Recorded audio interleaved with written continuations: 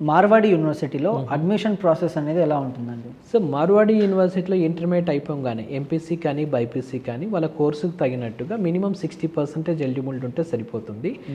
ఇదే కాకుండా student merit basis మీద మేము స్కాలర్షిప్స్ అనేది కూడా మేము ప్రొవైడ్ చేస్తున్నాము.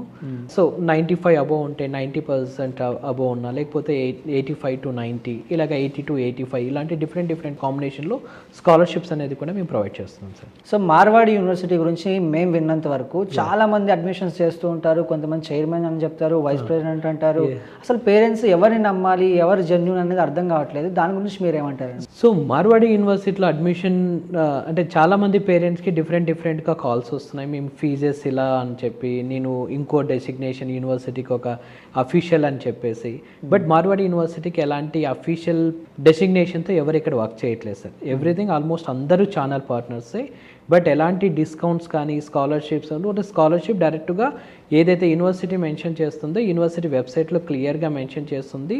ఓన్లీ అదే ఫీజు అనేది మాత్రమే ఉంటుంది.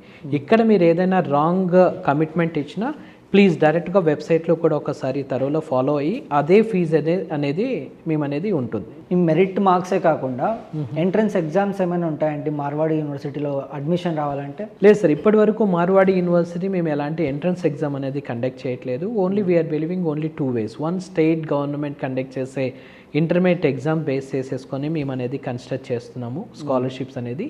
ఇంకొకటి ఏంటంటే సెంట్రల్ గవర్నమెంట్ కండక్ట్ చేసే ఎన్టీఏ జేఈ మెయిన్స్ కానీ జేఈ అడ్వాన్స్ వాళ్ళకు వచ్చే పర్సంటేజ్ బేస్ చేసుకొని మేము స్కాలర్షిప్స్ అనేది ప్రొవైడ్ చేస్తున్నాం సార్.